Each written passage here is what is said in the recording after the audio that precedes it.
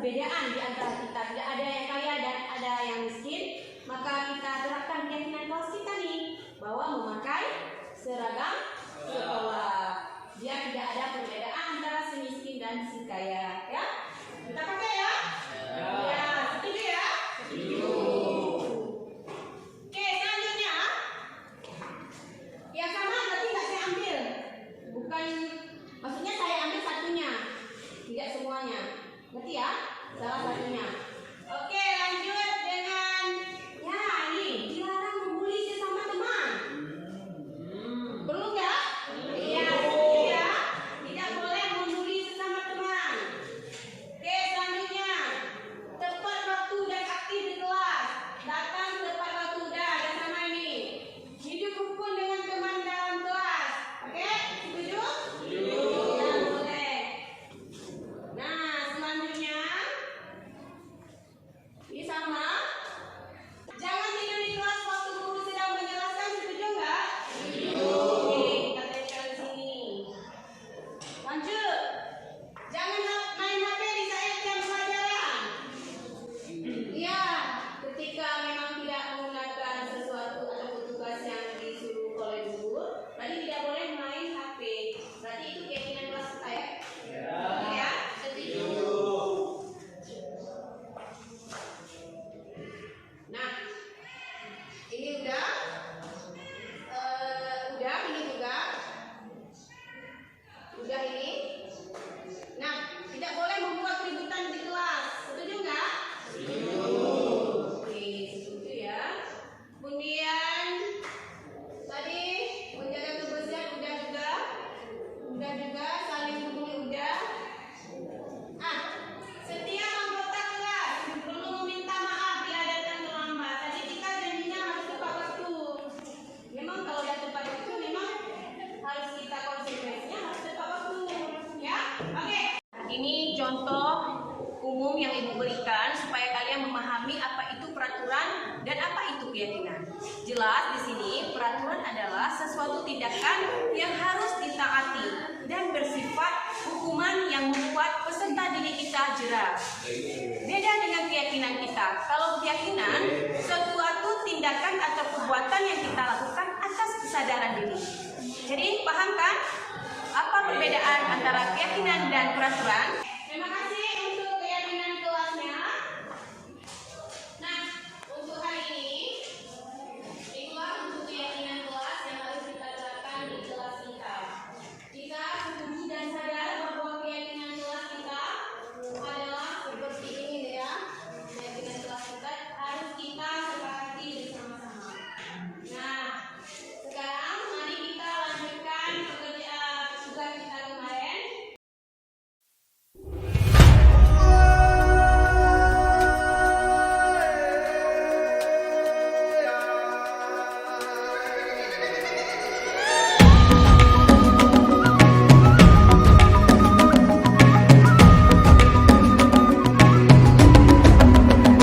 Bangun bukalah matamu, saatnya Bismillahirrahmanirrahim. Assalamualaikum warahmatullahi wabarakatuh.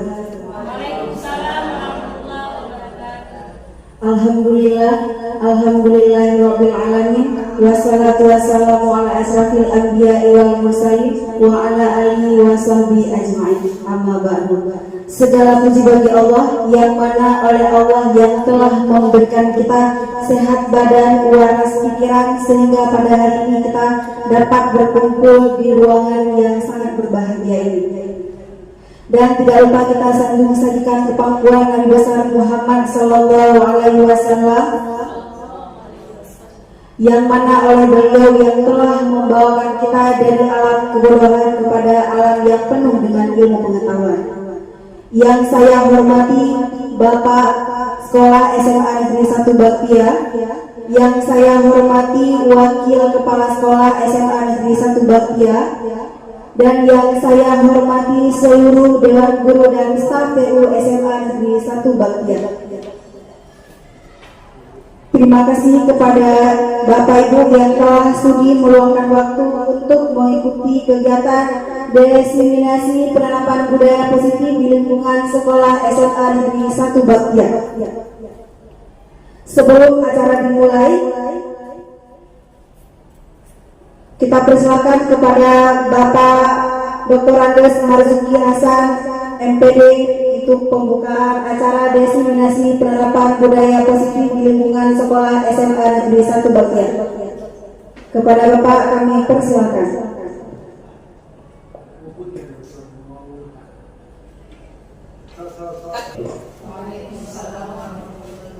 Alhamdulillahirrahmanirrahim. Wassalatu wassalamu ala asyrofil anbiya'i wal mursalin wa ala alihi wa sahbihi ajma'in.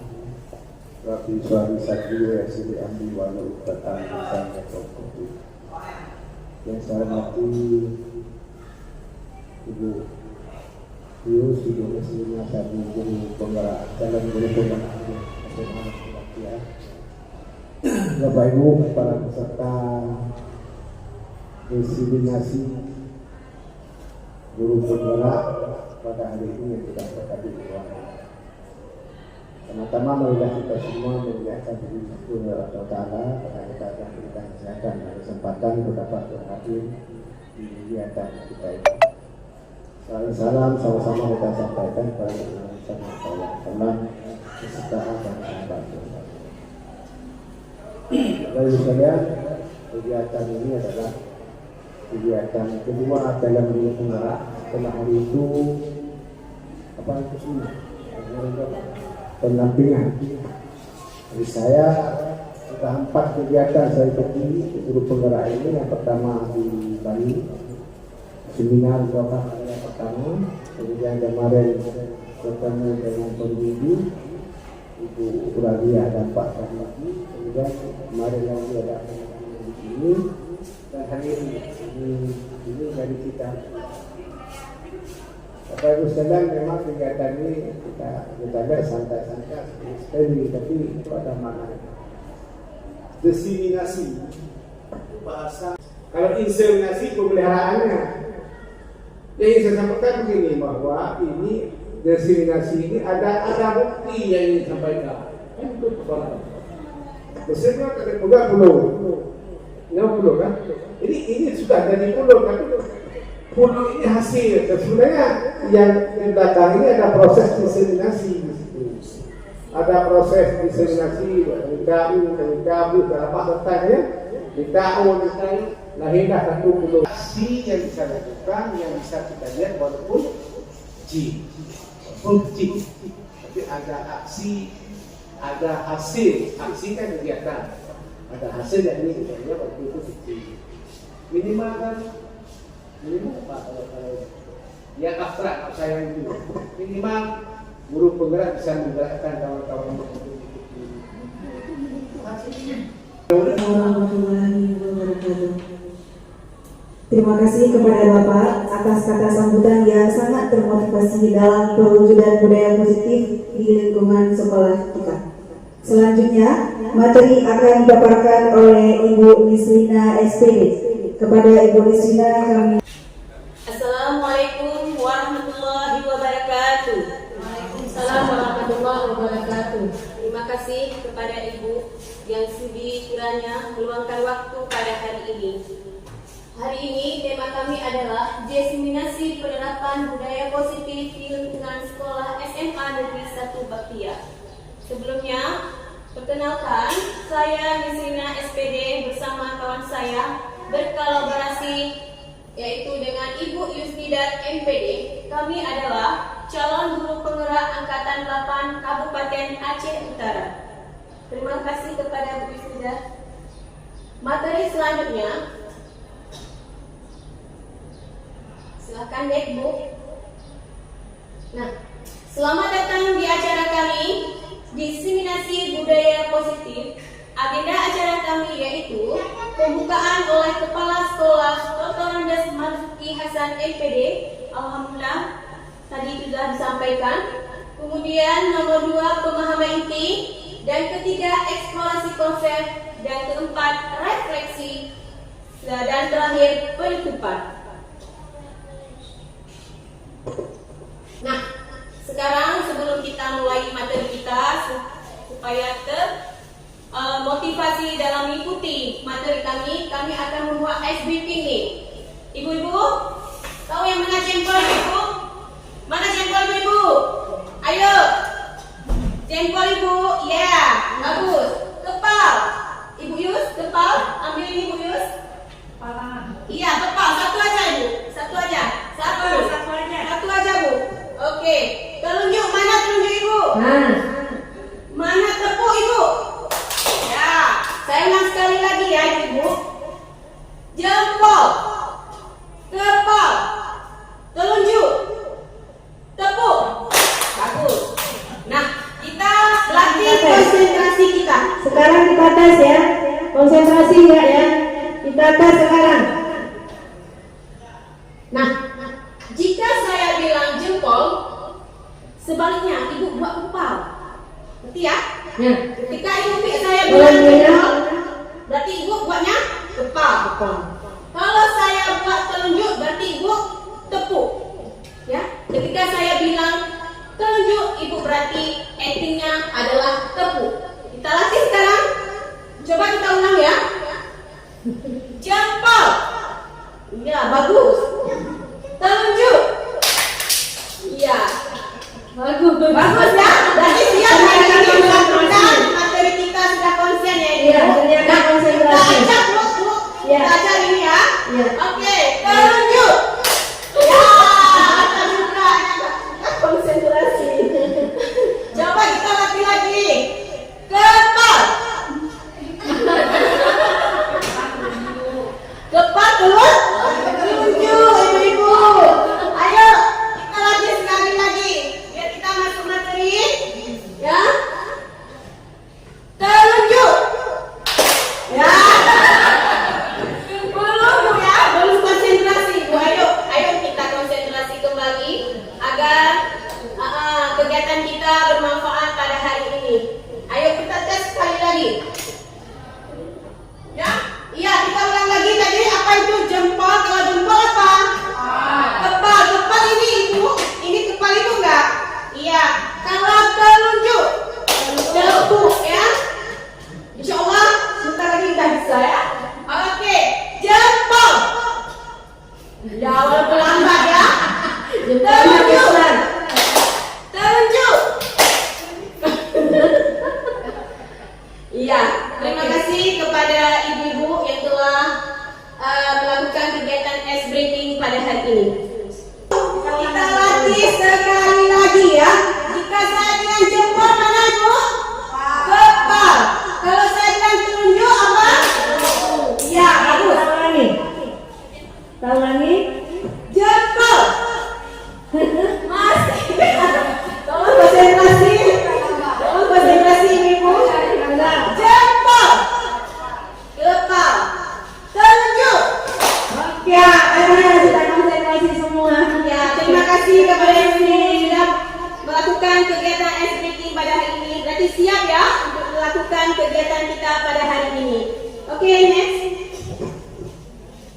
Minta jawaban dari ibu. Setuju atau tidak setuju atas pertanyaan pemantik yang kami buat. Yang pertama, hukuman dapat mendisiplinkan anak. Kira-kira setuju nggak? Gimana ibu? Hukuman dapat mendisiplinkan anak. Setuju nggak? Tinggal jawab setuju atau tidak. Gak ada yang salah di sini. Nanti kita. Bu Asia, setuju nggak? Setuju. Bu Agustina, tidak. Coba tunjuk tangan yang setuju. Tunjuk tangan yang setuju. Hukuman itu dapat mendisiplinkan anak. Ya. Berarti rata-rata setuju. Oke, Bu Jenabul sama Bu Agustina tidak setuju. Oke, pertanyaan pemantik kedua Bu Nis. Memberikan hukuman dengan hal positif seperti membersihkan halaman. Setuju nggak ibu bapak? Setuju. Yang lain setuju? Misalnya anak terlambat datang, kita suruh bersihkan halaman sampai kumpul gitu. Setuju banget? Setuju semua. Oke. Yang ketiga. Yang ketiga, memberikan penghargaan dapat meningkatkan motivasi anak. Misalnya kita kasih juara, kita kasih. Setuju? Setuju semua ternyata. Nggak apa-apa. Kita lanjut next dong. Sebentar. Ya, untuk tadi kan sebagian banyak ya setuju semua ya. Iya. Tadi yang tidak setuju tadi Ibu Zainab kembali kembali. Kira-kira Bu, alasan apa sehingga Ibu membuat tidak setuju atas pertanyaan tematik tersebut?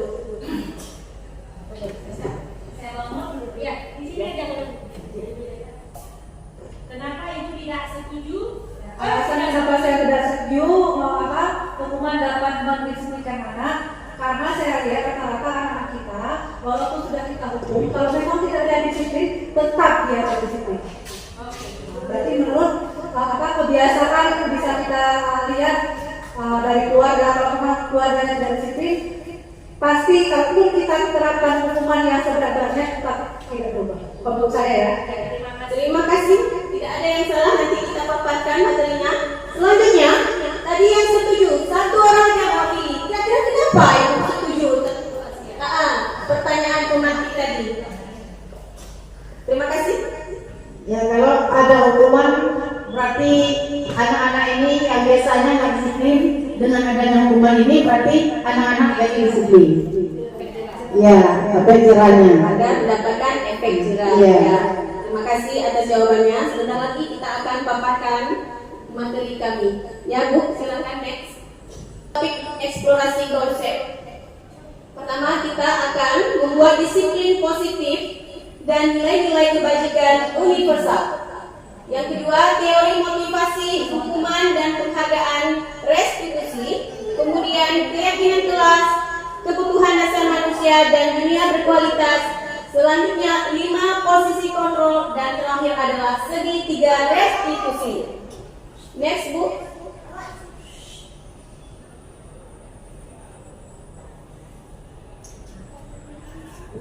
Nah, untuk permainan yang akan kita buat Ibu-ibu, ini terkait dengan materi yang akan saya sampaikan.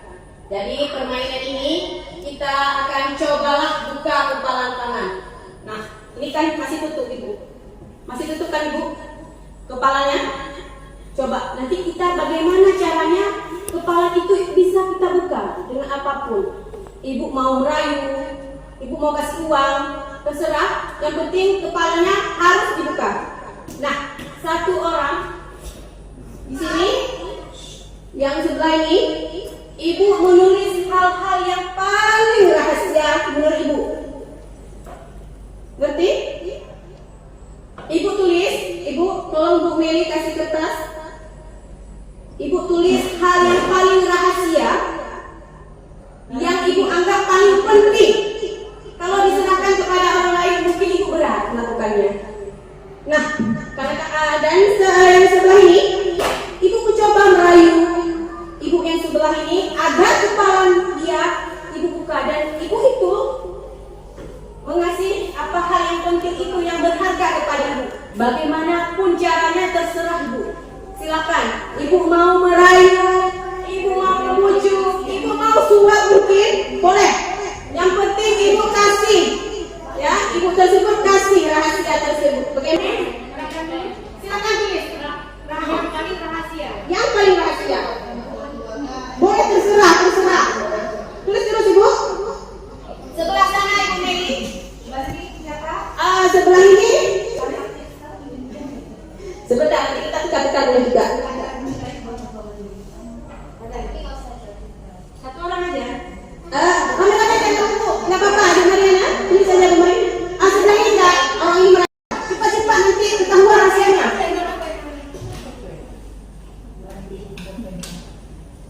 Berarti daerah ini kepalanya. Ya ini kepal, ini merayu. Udah kepal terus Ibu. Kepal terus. Enggak apa-apa. Nah, bagaimana harus kita rayu Ibu? Rayuan itu menggambarkan ada murid kita sebagai gurunya. Ayo rayu. Yang merayu itu gurunya, Ya. yang pegang rahasia itu muridnya. Oke. Ini cara terserah Ibu. Supaya kepala itu bisa dibuka, apa cara yang bisa Ibu lakukan supaya dia mau? Supaya muridnya mau membuka. Kalau begitu, kalau yang aktif sebelah ini kita tulis saja terus dan Ya. lakukan ini. Yang kena tetap merayu. Oke, tulis. Oke. Silakan. Terus kepal terus Ibu, biar nggak ketahuan rahasia. Rahasianya di kepala itu ya, di kepala itu. Oke, siap? Ibu Yus, siap? Ya, siap.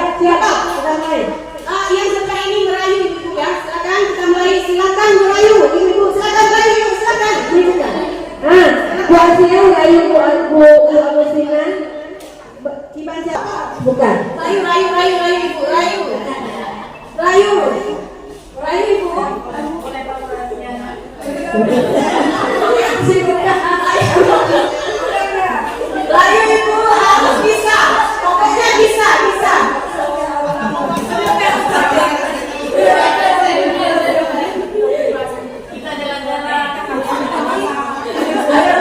Ayo Ibu, kamu kasih Bu, dong kasih.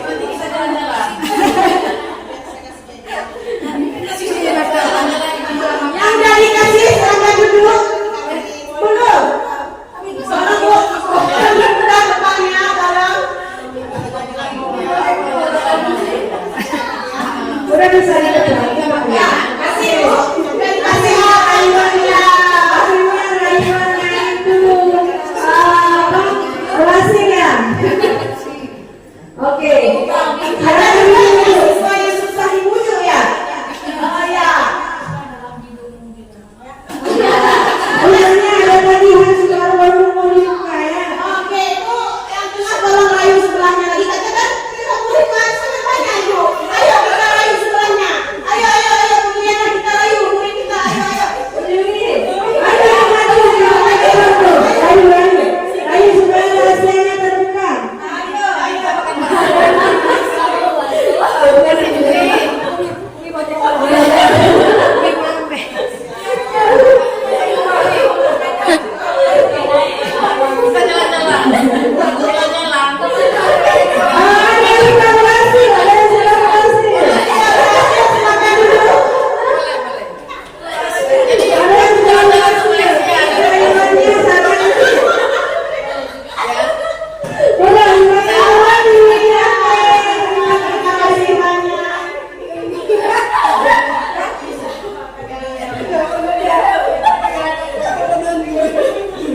Terima kasih banyak kepada ibu-ibu yang sudah membuat permainan ini. Kaitannya sama dengan Ibu. Ini saya mau bertanya Ibu, siapakah yang mengontrol siapa?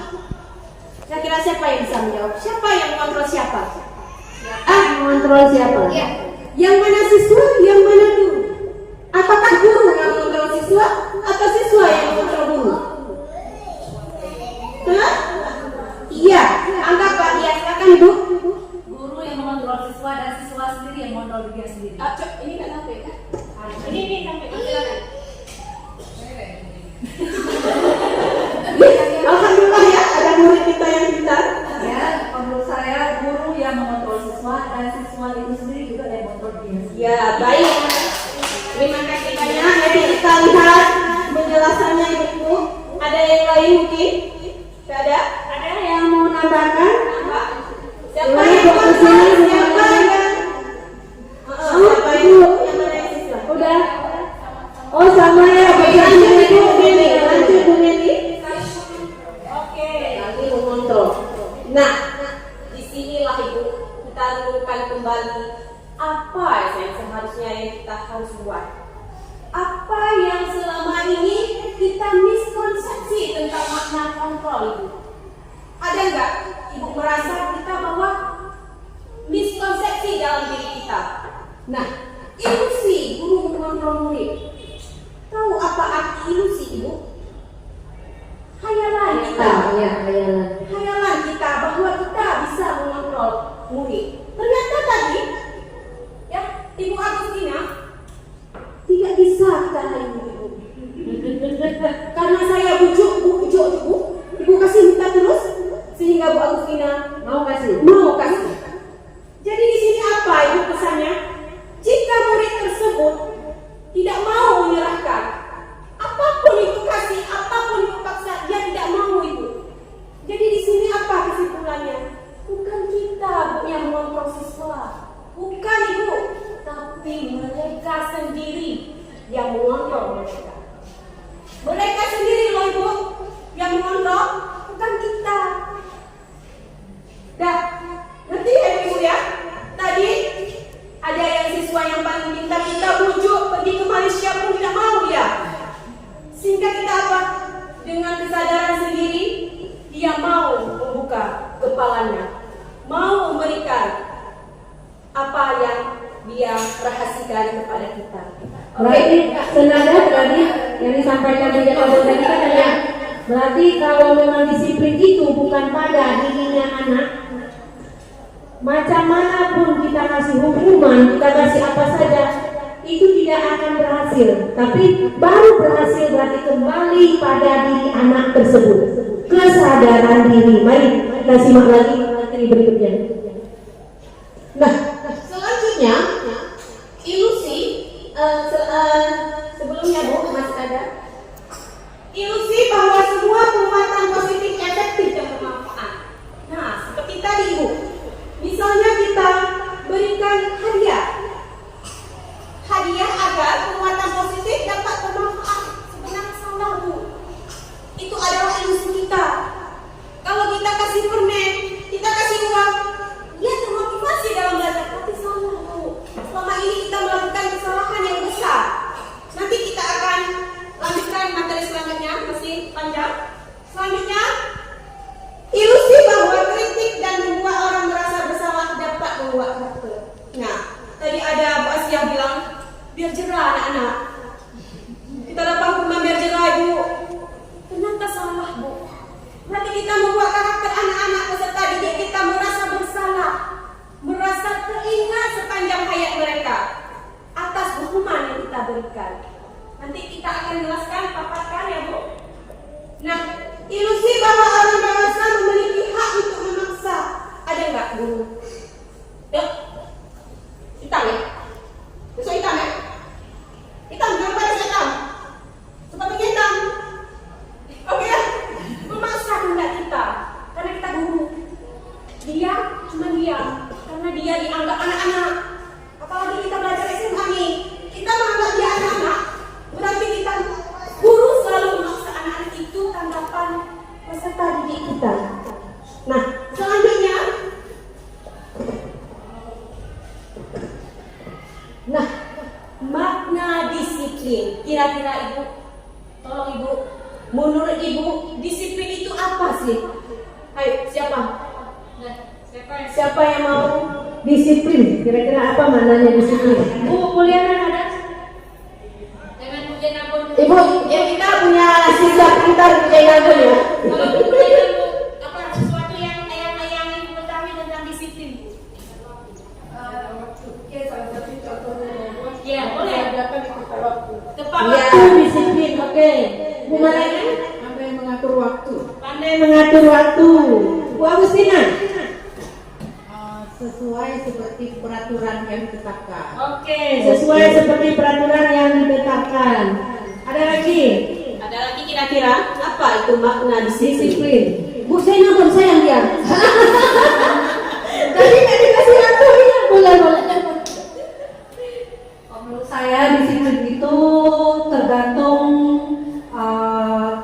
di mana ya. Kalau misalkan kita macam siswa atau sekolah, berarti kalau memang disiplin waktu ya tetap waktu. Kalau disiplin peraturan ya di peraturan. Oke, terima kasih. Terima kasih banyak, benar ya, semuanya benar. Tidak ada yang salah dengan disiplin di sini. Nah, kita menganggap selama ini disiplin adalah peraturan yang harus kita patuhi, yang harus kita laksanakan. Itu disiplin dalam hidup kita, disiplin yang kita terapkan di sekolah. Sebenarnya Ibu, disiplin ini kata Pak William itu kita belajar Bu. Belajar. Ada gak kita pikirkan belajar? Bahwa sebenarnya disiplin itu belajar, bukan harus kita taati peraturan-peraturan yang ada di sekolah. Berarti kita belajar disiplin itu. Ya, oke, selanjutnya Bu Riri. Nah, selain itu kita harus membuat nilai-nilai kebajikan kepada peserta didik kita.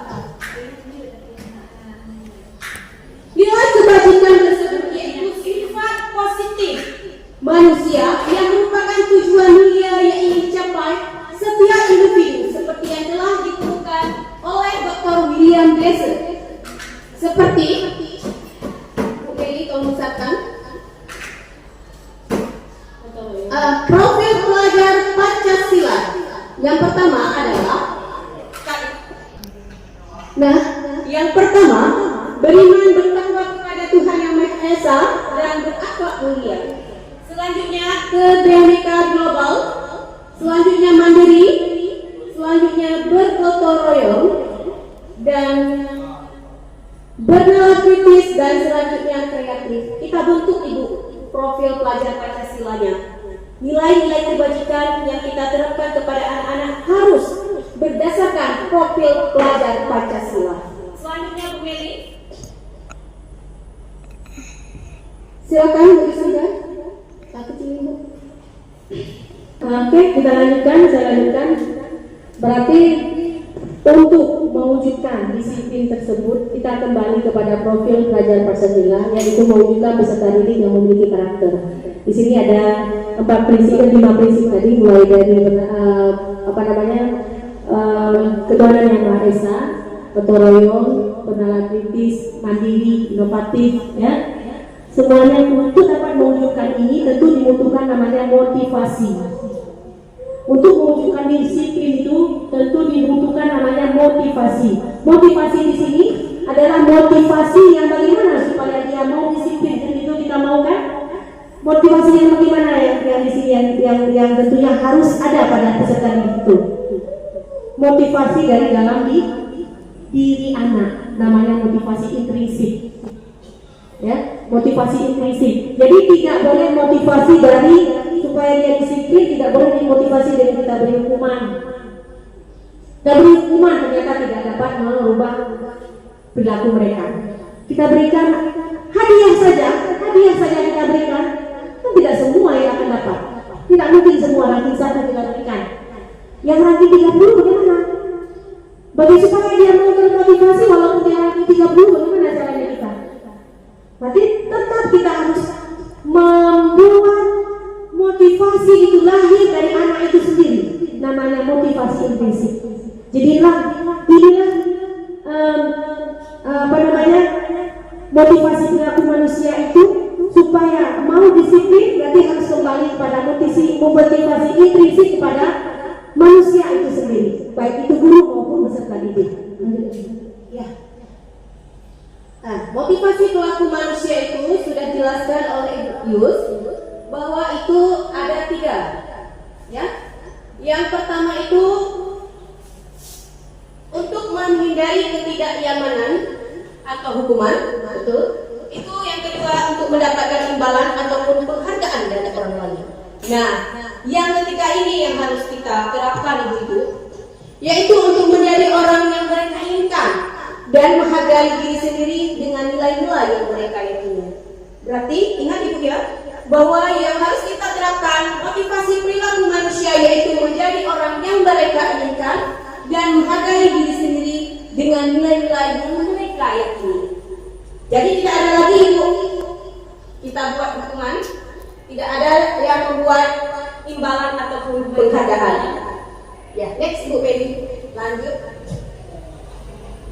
Nah, seperti Ibu Yus bilang tadi, kedua yang bilang hukuman, penghargaan itu adalah motivasi eksternal, bukan dari diri sendiri. Mereka melakukan apa yang kita suruh itu adalah motivasi eksternal yang di luarnya karena ada sesuatu. Dia mengharap imbalan. Dia takut kepada guru. Itu Ibu sebenarnya. Nah, lanjut Bu Meli. Ya, betul. Nah, disinilah Ibu harus kita terapkan kepada peserta didik kita, yaitu motivasi internal. Seperti yang saya jelaskan, kita bentuk Ibu internal mereka, yang ada dalam diri mereka. Apa yang ada dalam diri mereka? Apa yang mereka yakini? Itulah yang kita bentuk sekarang Ibu-ibu. Nah, selanjutnya, agar perwujudan itu terwujud, kita hindarkan nih, kita hindari pemberian hukuman dan penghargaan berlebihan agar motivasi eksternal dalam diri siswa itu berkurang. Ya, selanjutnya, silakan Bu Yus, hukuman dan konsekuensi. Berikan pertanyaan kepada Ibu. Kita lanjutkan. Ini ada istilah hukuman dan konsekuensi. Ya, ada istilah hukuman dan konsekuensi. Nanti akan ada apa beda antara keduanya. Jadi kita selama ini sudah memperlakukan ada namanya hukuman, ada namanya konsekuensi. Misalnya di sini mencatat 100 kali di dalam buku kalimat saya tidak akan terlambat lagi. Misalnya anak terlambat, kita berikan sesuatu ini punishment ya. Mencatat 100 kali di dalam buku saya tidak akan terlambat lagi. Itu masuk konsekuensi atau hukuman? Ya. Langsung pertanyaan, langsung satu. Kemudian membersihkan tumpahan air di meja tulis karena tersenggol pada saat belajar. Membersihkan tumpahan air. Jadi ada siswa nggak sengaja dia menumpah air kawan, gitu kan? Terus kita suruh dia membersihkan tumpahan air yang di meja tadi yang sudah tumpah karena dia.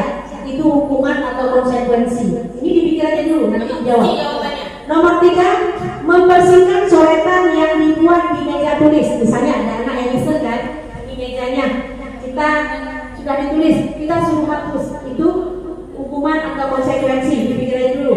Kemudian kehilangan 10 menit jam istirahat untuk mengerjakan tugas karena terlambat datang dan tertinggal pelajaran selama 10 menit. Misalnya ada anak terlambat tadi kan, terlambat masuk. Terus kita kasih ke dia, kita bilang ke dia karena dia terlambat masuk. Nanti kamu jam istirahat, kamu harus tulis ya, kamu gak boleh istirahat nanti. Kamu harus tulis dari pelajaran kamu yang tertinggal. Dah, dia nulis. Itu hukuman atau konsekuensi. Terus murid diminta bertelanjang kaki sepanjang hari karena tidak mengenakan sepatu warna hitam. Misalnya hari ini datang anak dia nggak pakai sepatu warna hitam. Peraturannya kan sepatu warna hitam.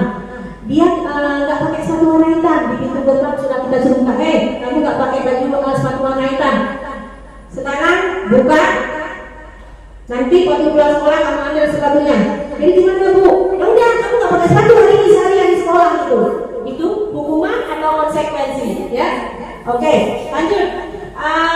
Murid diminta untuk push up 15 kali karena tidak menggunakan masker saat sekolah. Kemarin kan pernah kita waktu COVID, waktu sudah tetap muka terbatas, pakai masker anaknya sekolah. Tapi dia nggak bawa masker. Kita suruh mereka push up 15 kali. Hukuman atau konsekuensi? Lanjut. Menggantikan kertas tugas teman yang telah dicoret-coret. Dah, ulangan lagi kawan dia marah sama kawan itu. Dah, dia coret-coret. Kita tahu. Kita berikan sesuatu untuk dia. Gantikan kertas dia yang sudah kamu coret. Tulis ulang. Itu hukuman atau konsekuensi. Berjemur di lapangan basket belajar pada jam 12 karena mengobrol sama teman-teman lagi belajar. Anak-anak itu ngobrol. Dah, yang anak ngobrol tadi supaya menurut kita itu supaya berubah. Kamu dari tadi sudah saya ingatkan kita ngobrol. Tapi ngobrol juga. Sekarang ya kawan-kawan beli ini dah lawan balik. Nah, tadi diam di sini. Diam, berubah. Itu hukuman atau konsekuensi. Terakhir, lari mengelilingi lapangan basket 2 kali karena terlambat 10 menit jam pelajaran PJOK. Yang Pak Pur misalnya itu, Pak Supriyono, ya. Nah, terlambat kamu, dah, pilih lapangan 15 kali, atau 2 kali. Ya, itu hukuman atau konsekuensi. Kita langsung diskusikan sekarang, ya. Yang pertama, lanjut tulis. Kita langsung di sini, langsung kita lihat siapa yang di antara ibu mencatat 100 kali di dalam buku kalimat. Saya tidak akan terlambat lagi karena terlambat sekolah. Nah, siapa kira-kira yang hukuman? Siapa yang konsekuensi? Hukuman. Yang mana ada konsekuensi? Ya, terima kasih. Tapi ini konsekuensi. Oke, kemudian apa? Konsekuensi. Kenapa? Mencatat 100 kali di dalam buku kalimat. Saya tidak akan terlambat lagi karena terlambat ke sekolah. Itu hukuman atau konsekuensi? Konsekuensi. Hukuman dan sebagai konsekuensi. Lanjut. Bersihin tumpahan air. Itu kita langsung jawab karena waktu kita. Nah, di sini jika ibu posisi murid, ibu muridnya disuruh tulis 100 kali, berat atau tidak? Berat nggak? Berat. Itu aja aku pikirkan. Kalau berat, nanti itu namanya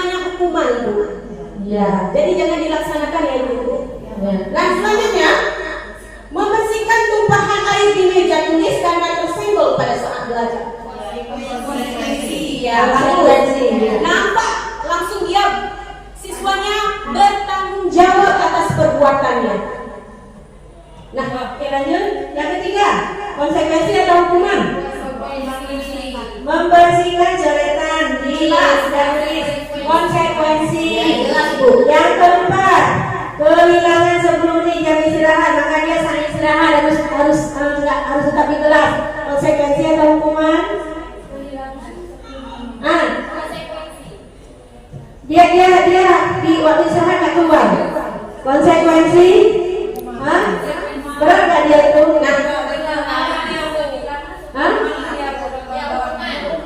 Hukuman ya. Ya ibu, kita begini ibu, kita posisikan kita sebagai siswa. Jika jam istirahat kita ambil, jam istirahat dia ambil ya, itu adalah hukuman bu. Ketika ada sesuatu kita panggilkan siswa tersebut, berarti ini adalah hukuman ibu. Ya, hukuman. Selanjutnya, murid diminta bertelanjang kaki karena dia pakai sepatu lain. Hukuman. jelas ya. Jelas ya hukuman. Kemudian murid diminta untuk push up 15 kali. Itu hukuman. Ada nggak ya? Pakai masker, enggak pakai masker kita push up 15 menit. Iya, mungkin anak-anak yang sesak nafas itu udah mati. Kalau nggak mati pasti harus dilarikan ke puskesmas itu. Iya. Hukuman juga itu. Kalau anak sesak itu mampus. Kemudian menggantikan kertas teman yang dicoret-coret, itu hukuman konsekuensi. Ya benar. Berjemur di lapangan basket sambil kadang hujan peluang kacau hukuman. Kemudian lari mengelilingi lapangan basket 2 kali karena terlambat 10 menit, hukuman juga. Jadi hukuman itu sifatnya memberatkan. Ya, kalau konsekuensi itu tidak terlalu memberatkan. Sedikit ini mungkin pelajaran PJOK. Nah, di sini mengelilingi lapangan basket 2 kali karena terlambat 10 menit untuk pelajaran PJOK. Sudah kita sepakati bahwa itu adalah pelajaran olahraga. Jika pelajaran lain itu adalah hukuman. Tapi kalau dalam pelajaran PJOK dia kan tadi enggak Bu? Terlambat. Pemanasan. Ya, Berarti itu adalah konsekuensi ya. berarti tidak memberatkan dari hasil karena memang pelajaran PJOK ya. Silakan Ibu lanjutkan next. Selanjutnya, nah, mulai kita lihat dihukum oleh penghargaan. Seharusnya coba kita renungkan Ibu, jika kita masih membuat penghargaan kepada peserta didik kita, itu adalah fatal sekali Ibu. Saat kita berulang kali menjanjikan hadiah kepada anak-anak agar berperilaku bertanggung jawab, atau kepada seorang murid agar mempelajari sesuatu yang baru, atau kepada seseorang karyawan agar melakukan pekerjaan yang berkualitas, kita sedang berasumsi bahwa mereka tidak dapat melakukannya atau mereka tidak akan memilih untuk melakukannya.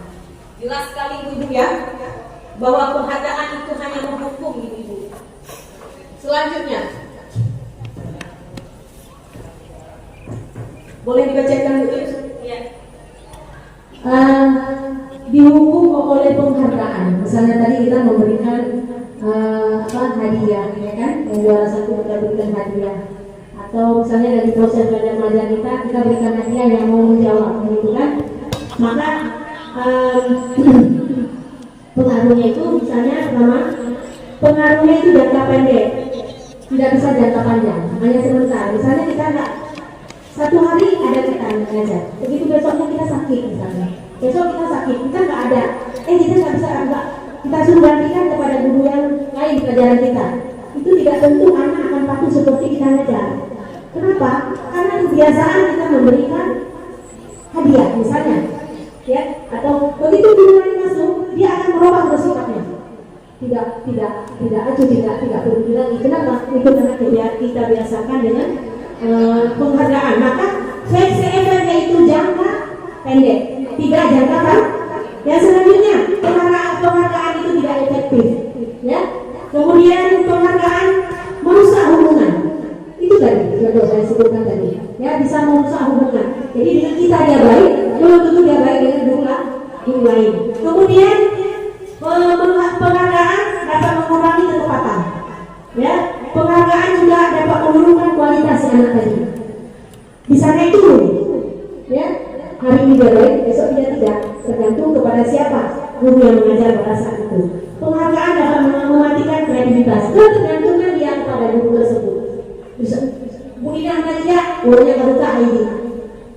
Tidak dia sampai terlalu dulu. Dikasih uang ya, karena Bu Ida tadi nggak bani, tidak bani.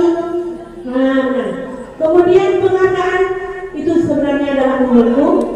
Sebenarnya motivasi itu supaya karakter si anak itu menetap, maka kesadaran akan disiplin atas apa saja budaya positif itu harus datang dari anak itu sendiri, maka akan bertahan lama atau disebut dengan motivasi intrinsik. Oke, selanjutnya sebagai seorang guru, ketika murid Anda melakukan kesalahan, tindakan mana yang Anda lakukan? Nah, tindakan mana yang sebaiknya kita lakukan? Yang pertama adalah menunjukkan kesalahannya dan meminta melihat kesalahannya baik-baik. Mengatakan, kamu seharusnya tahu bagaimana kamu yang seharusnya yang bertindak. Kemudian mengingatkan murid Anda akan kesalahannya yang sama di waktu yang lalu. Bertanya kepadanya, kenapa kamu melakukan sesuatu yang seharusnya tidak kamu lakukan? Mengkritik dan mendiamkannya. Iya, ibu-ibu kira-kira ada Kira-kira, ya, ibu-ibu silakan, ibu pernah nggak ibu berkata seperti itu? Misalnya ibu menunjukkan kesalahannya dan memintanya melihat kesalahannya baik-baik. Hanya, ya, coba lihat kesalahan kamu apa kemarin. Coba dilihat baik-baik. Ada nggak? Pernah nggak ibu berkata seperti itu? alhamdulillah ada. Ada nggak? Alhamdulillah Ada. Ya. Mengatakan kamu seharusnya tahu bagaimana kamu seharusnya bertindak. Pernah nggak ibu katakan seperti itu?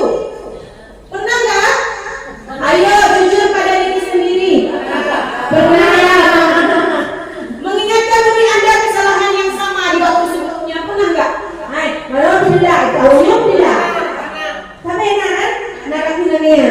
Nah, selanjutnya, kenapa kamu melakukan sesuatu yang seharusnya tidak kamu lakukan? Pernah nggak? Pernah. Nah, Pernah. terakhir, ibu mengkritik ataupun nggak tahan lagi, ibu cuma diam. Ada nggak? Saking salahnya, ibu hanya diam karena kesalahannya sangat tidak bisa diperbaiki. Ada nggak? Diam. Ada. Bukan. Jadi daripada saya marah sama kamu, tapi itu anak dopen deh. Kadang yang anak nggak absen sih. Tidak di absen ya, saking itu tidak diterimanya lagi dia. Tidak di absen. Pernah lakukan itu kan? Pernah. Oke. Oke, lanjut Bu. Nah, mari kita lihat sama-sama tindakan apa yang sebenarnya yang harus kita lakukan kepada peserta didik kita yang dinamakan restitusi.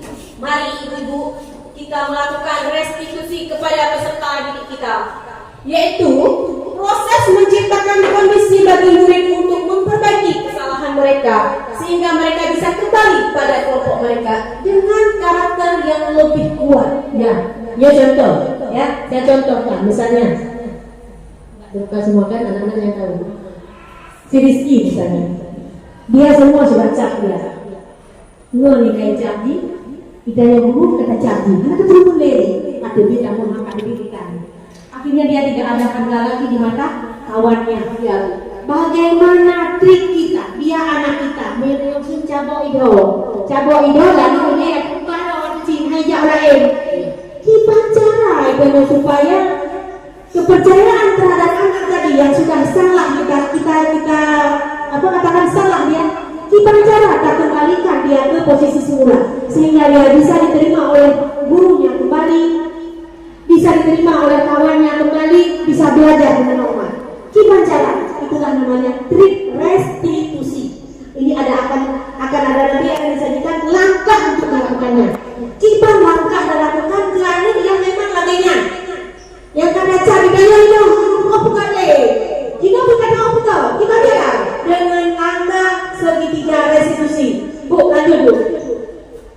Nah, restitusi juga adalah proses kolaboratif yang mengajarkan murid untuk mencari solusi untuk masalah. Seperti Ibu Rusmila bilang, bahwa dengan restitusi kita akan memecahkan suatu solusi dan membantu murid berpikir tentang orang seperti apa yang mereka inginkan dan bagaimana mereka harus memperlakukan orang lain. Selanjutnya Bu Meli. Nah, untuk membimbing proses pemulihan diri, guru bisa bertanya pada mereka. Ini diresapi supaya kita tidak melakukan kesalahan lagi Dan tidak melakukan kesalahan yang sama lagi. yang sama. Kalimat adalah contoh teladan bagi siswa-siswa kita. Ucapan kita adalah teladan dan contoh bagi siswa-siswa yang lainnya. Pertama, kita ucapkan, kamu ingin menjadi orang seperti apa? Sehingga anak-anak berpikir, kenapa ibu bilang seperti itu? Nah, selanjutnya, kamu akan terlihat, terdengar, dan terasa seperti apa kalau kamu sudah menjadi orang yang seperti itu? Dia buat kesalahan. Kita tanya nih, dengan keyakinan kita bahwa kamu terlihat dan terdengar dan terasa seperti apa kalau kamu sudah menjadi orang yang seperti itu? Dia akan berpikir, oh mereka sudah dewasa, sehingga kita tidak bisa mendidik yang sembarangan, Ibu. Mereka ada pikiran, ada perasa, ada pendengar. Mereka bisa melihat yang mana, yang baik dan yang buruk. Apa yang kamu percaya tentang bagaimana orang harus memperlakukan orang lain? Nah, selanjutnya bagaimana kamu mau diperlakukan ketika kamu berbuat salah? Pikir dia kan? Bisa dipikirkan dia kan? Kita tanya, bagaimana kamu mau diperlakukan ketika kamu berbuat salah? Nah, selanjutnya, apa nilai yang diajarkan di keluargamu tentang hal ini? Apakah kamu memegang nilai ini? Dia pikir nih, Bu. Pasti dia pikir, ada nggak saya diajarkan nilai-nilai seperti itu? Nah, yang terakhir, kalau tidak, lalu apa yang kamu percaya? Apa yang sebenarnya kamu percaya terhadap yang kamu yakini? Percaya nggak kalau membangkang itu hal yang baik? Dia akan jawab sendiri bahwa itu salah. Dia tidak akan mengulangi lagi. Dia bisa berpikir. Ya, selanjutnya Bu Meli. Nah, seperti pertama sekolah kita begitu ya. Kita sudah membuat keyakinan kelas. Dengan keyakinan kelas berarti mereka sudah meyakinkan pada tindakan yang mereka lakukan. Keyakinan kelas bersifat lebih abstrak daripada peraturan yang lebih rinci dan konkret. Ini secara rinci saja, secara ringkas saja. Apa sih perbedaan peraturan dengan keyakinan? Ada nggak ibu tahu apa itu peraturan? Apa itu keyakinan? Selama ini di sekolah kita buat peraturan. Bukan sekolah kita aja ya, semua sekolah namanya peraturan, Bu. Tata tertib. Yang itu kita dapat kalau selama ini kan kita tertib itu kita dapat dari musyawarah kita kan. Ya, misalnya jam masuk sekolah jam segini pakai pakaian ini gitu kan. Itu namanya tata tertib. Tata tertib itu mudah untuk dilanggar. Buktinya dari semester mengantar semester dekat alaiater. Anu dekat ada misalnya sampai mati kan? Tapi hana-hana yang ubah. Yuk gimana caranya supaya kita bisa mendisiplinkan anak, indisipliner namanya, mendisiplinkan anak tersebut, atau kita malah guru. Apa yang harus kita lakukan? Dapat kita lakukan tadi dengan pertama dari restitusi, ya. Kita validasi dulu tindakan anak tersebut, kemudian menanyakan keyakinan, kemudian satu lagi yang ketiga, Hanya, kuji dengar, kah? Oh gelak pada Bu, kuji dengar pada Oh gelak ku bukan Bu, ikan kasarikan kan? Katanya gitu. Oh yang langkah kedua, validasi tindakan yang salah. Oh nyonya, nyo gelak pada berarti gelak tidak betul. Lagi tak betul, isi buat pada tak betul. Lagi tak betul. Jadi, oh nyo, berarti kamu tadi terlambat bangun. Tidur ya, mana supaya ya dia baru menanyakan keyakinan. Kira-kira nak punya awal beda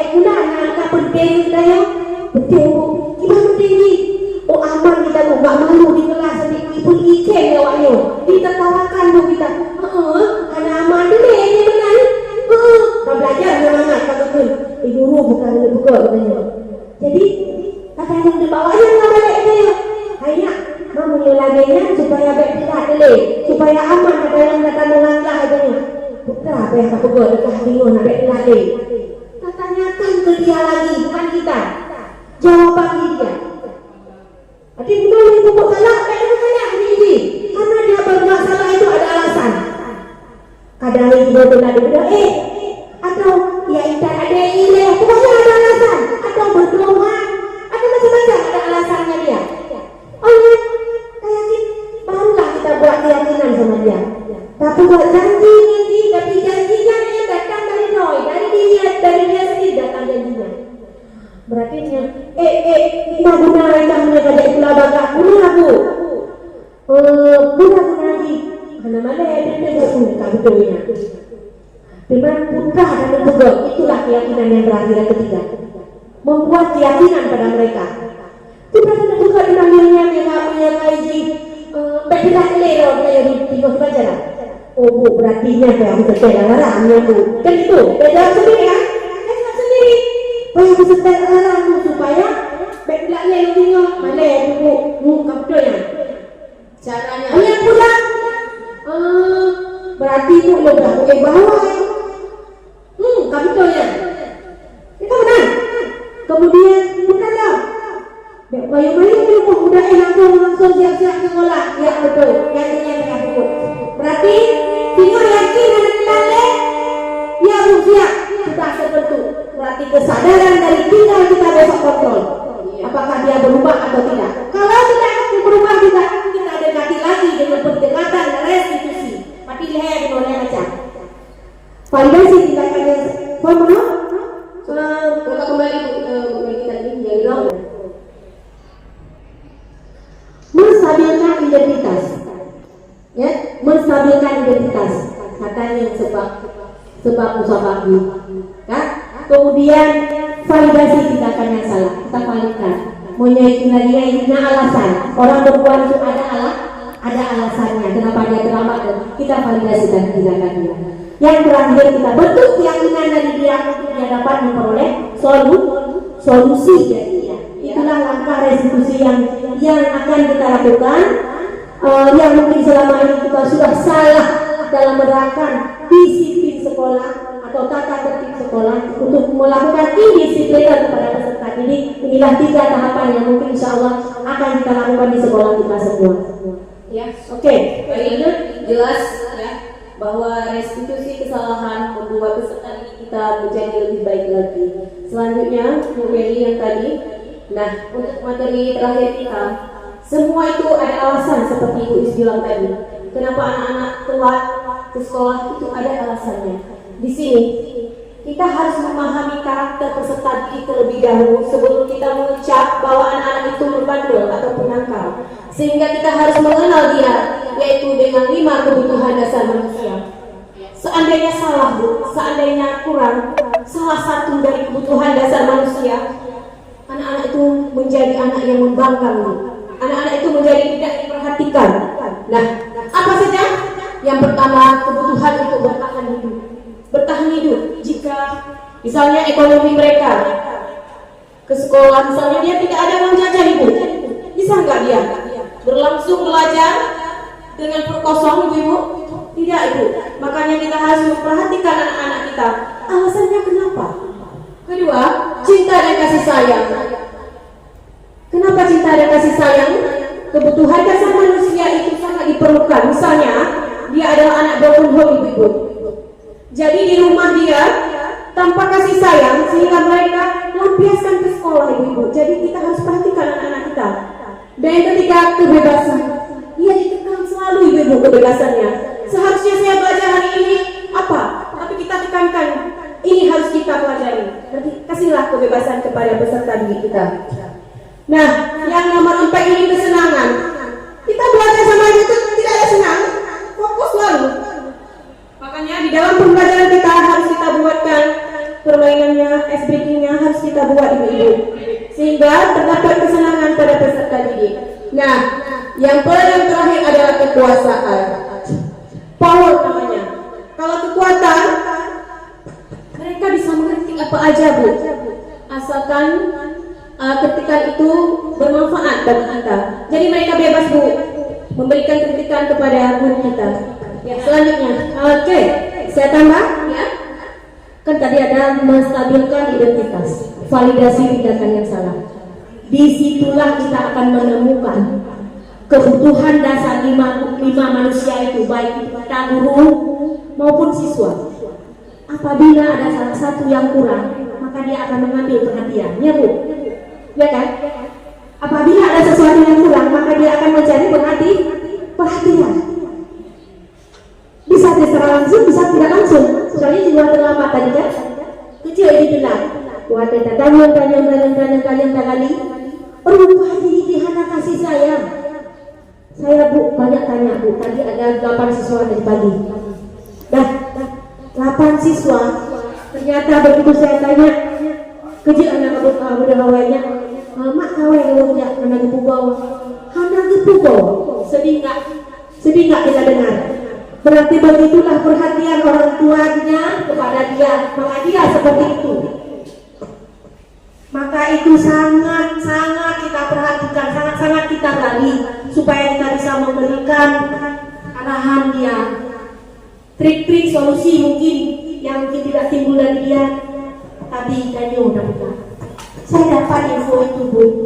Ini berapa hari saya ke kelas juga, cek itu juga saya tanya. Pada tanya berbagi, karena sebahagia yang main anak perlu. Kamu dok jangan galak Tina. Nah istilah itu asa abak main, mungkin merongkan dia kebuka hai budak le, hai budak, akhirnya nak kebuka le. Lagi tanya anak kami perhatian lagi nanti dulu. Ada uji because sempurna uji nak salah uji, ada yang tu. Anak kasih sayang anak, sehingga anak kau kebuka. Maka tugas kita dulu di sini, kita gali kebutuhan dasar anak itu apa, sehingga kita bisa memberikan masukan atau motivasinya kepada dia. Itulah tadi validasi tindakan yang salah, kemudian sampai kita bentuk keyakinan pada dia. Jadi terlebih dahulu kita harus gali kebutuhan dasar pada manusia, termasuk guru. Tugas kepala sekolah kecil, gurunya telah kabel tidak pula nyampai aku dekati kenapa tidak sambut apa sampai lagi baik formal kan lagi yang secara harus betul masalah dengan teman. Kadang di rumah payah rumah ayah ini, mana sih kaya? Kadang payah rumah ayah tidak yang saya bilangnya payah. Jadi kita kalau pada bilang harus ini dah, harus itu masalahnya.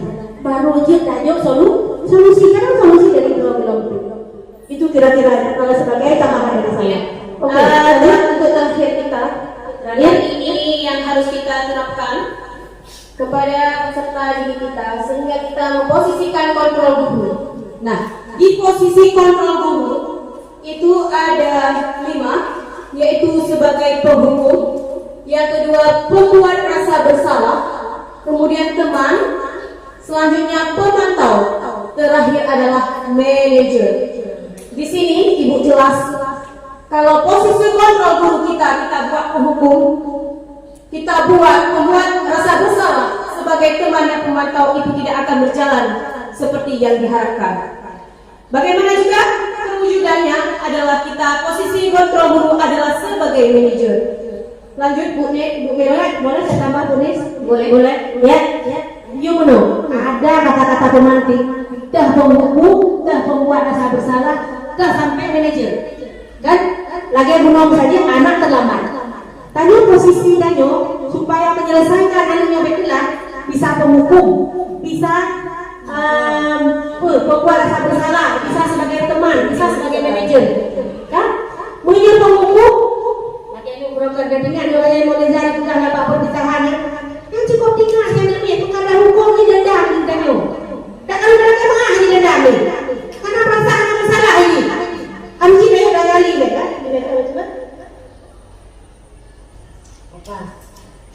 Dah, penghukum yang ingat teringat selalu dia akan kita. Dia akan teringat akan apa-apa yang kita lakukan. Yang penghukum berarti kalau kamu terlambat pulang, kepada sudah ditutup, kita sudah buat perjanjian, itu penghukum. Pembuat rasa bersalah, misalnya kita melakukan kata-kata ke dia, begitu kita anak itu terlambat, Katanya kan, kamu kenapa selalu terlambat nak? Selalu kamu yang terlambat. Kemarin juga kamu, hari ini juga kamu. Itu kata-kata yang salah kita. Itu sebagai peran kita di situ adalah pembuat rasa bersalah, sehingga akan terlihat di kepala dia. Berarti dia nggak akan pede itu selanjutnya. Berarti Ya, dengan saya selalu ya salah saya, nanti besok-besoknya saya telat lagi. kemudian ada yang posisi sebagai teman. Nah, ini. Bagaimana kamu ini? Kok bisa-bisanya terlambat? Kita sambil ketawa. Seperti anak dia teman kita. Kita sambil ketawa. Dia kan akan jawab pasti kata-kata yang mungkin bisa sebagai kata-kata yang nggak serius. Pasti dia jawabnya nggak serius. Itu kalau dia posisi kita, pertanyaan kita sebagai teman. Misalnya, misalnya Bu, selalu kalau misalnya, tolong Ibu kan dilihat Bapak sekolah, nggak enak nantinya. Tadi tolong ya kerjasamanya. Itu sebagai teman Ibu. Supaya ibu itu ada rasa aman, ada rasa aman sendiri.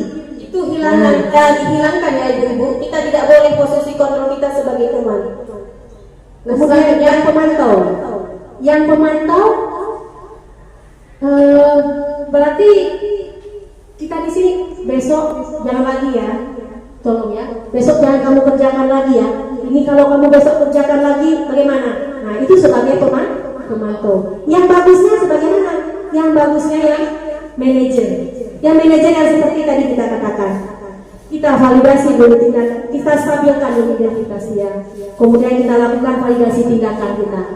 Kita tanyakan apa sebabnya terlambat. Kemudian baru nanti kita gali apa solusi pada dia. Berarti kita cuma menuntun mereka untuk mendapatkan jawaban atas permasalahannya, untuk mendapatkan solusi atas permasalahannya. Jadi itu yang sebaiknya kita lakukan. Jadi posisi kita di sini yang bagus itu adalah sebagai manajer. Jelas sekali tadi sudah diberikan contoh kepada posisi kontrol guru kita sudah jelas. Berarti kita penutupan untuk refleksi saja Ibu Meli karena sudah dijelaskan oleh Bu Yu semua. Refleksi yang terakhir. Nah, di refleksi itu bahwa sejauh mana pemahaman Anda tentang konsep-konsep inti yang telah Anda pelajari pada sesi ini? Adakah hal-hal yang menarik untuk Anda dan di luar dugaan? Nah, Ibu-ibu, saya minta perwakilan saja Ibu-ibu. Apa sih yang menarik dalam diskusi kita pada hari ini? Silakan Ibu-ibu yang mau menanggapinya. Siapa mau menanggapi? Kira-kira pasti ada pertanyaan. Sejauh mana pemahaman Anda tentang konsep inti yang telah Anda pelajari pada sesi ini? Apakah ada hal yang menarik yang menurut Anda ini yang ada di luar dugaan yang materi yang diterima pada hari ini? Silakan Dinda. Ya, Assalamualaikum warahmatullahi wabarakatuh. Waalaikumsalam warahmatullahi wabarakatuh. Dari diskusi yang telah saya ikuti, banyak yang belum saya pahami, yang sekarang sudah saya pahami. Dari cara menangani siswa, cara menghukum siswa yang sebelumnya mungkin pernah saya lakukan, dan sekarang saya sudah tahu apa-apa yang tidak boleh saya lakukan dan apa yang boleh saya lakukan. Dan juga cara mendekati siswa dan cara mengajak siswa untuk lebih disiplin dan lebih memiliki niat untuk belajar. Dan sekarang cara-caranya mungkin lebih 70% saya sudah mengerti. Terima kasih saya ucapkan kepada Ibu Nisrina dan Ibu Yusnidar atas hari ini. Terima kasih banyak kepada Ibu Yulita yang telah memaparkan refleksi pada hari ini. Selanjutnya diajak Bu Mustina. Dekat sini. Assalamualaikum warahmatullahi wabarakatuh. Waalaikumsalam warahmatullahi wabarakatuh. Ya, seperti Ibu Yulita tadi bilang, banyak sekali kesalahan-kesalahan yang kita lakukan dalam mendidik anak. Jadi untuk kedepannya semoga kita tidak mengulang lagi kesalahan yang sama ya. Di sini saya sangat tertarik dengan segitiga restitusi. Ya, saya baru dengar ya. Saya baru dengar ini dan alhamdulillah sepertinya ini mantap ya. Bisa diterapkan di sekolah kita. Ya, saya setuju ya. Oke Bu, posisi apa kira-kira posisi kontrol apa yang akan Ibu jalankan setelah ini? Posisi kontrol apa? Manajer ya. Iya. Harus bisa ya, harus bisa. Siap ya. Siap. Kita membuat peserta didik. Terima kasih Bu Justina. Nah, untuk terakhir kali, ibu-ibu mungkin dalam diskusi kita ada yang tidak mengerti, saya persilakan untuk bertanya. Boleh? Satu aja atau dua boleh? Mudah-mudahan mengerti. Mungkin Bu Yulita ada pertanyaan? Silakan. Bu Maisura. Tanya apa? Coba nggak apa-apa Bu Yulita. Ini Bu, tadi kan ada contoh anak kita yang susah untuk didekati. Seandainya ketiga-tiganya sudah kita lakukan, apa ada tindak lanjutnya atau solusi lain Bu? Atau kita abaikan saja? Terima kasih. Saya jawab. Oke. Berarti sudah tiga tahapan restitusi kita lakukan pada anak tersebut, tapi masih melakukan hal yang sama. Apakah ada cara lain gitu kan? Cara nggak ada lain, cara cuma itu, cuma trik aja cara kita menggali kebutuhan dia. Mungkin pada tahapan pertama kita sudah berdiskusi dengan mereka, bilang kita tidak penuh, sudah kita temukan masalah misalnya, tapi dia tidak terbuka. Sama seperti tadi cara mengepak tangan, cara merayu supaya kepala lebih buka. Itu tidak sembarang kita, maka sembarang orang bisa. Tapi kita akan berusaha untuk menggali kebutuhan dia. Karena dia berbuat tadi pasti ada alasan. Alasan itulah yang harus kita temukan pada dia. Bila perlu berarti kerjasama dengan orang tua kita, orang tua dia ya. Orang tua dia, kalau supaya dia tidak malu, kita bisa home visit, silaturahmi ke rumah, kita gali informasi itu supaya kita tahu kebutuhan dasar apa yang belum cukup pada dia. Itu saya rasa. Tapi kalau cara tetap sedikit restitusi itu harus kita lakukan. Cuma nggak bisa ini kita lakukan trik lain. Tahapannya tetap seperti itu. Itu saya rasa penjelasan dari saya. Bu Willy, bisa diterima? Terima kasih banyak terhadap materi hari ini. Semoga apa yang kami sampaikan bermanfaat khususnya kepada guru SMA Negeri 1 Baktiah. Saya berharap penerapannya dan perwujudannya akan selalu kita terapkan. Silakan Ibu Milis, kita penutup.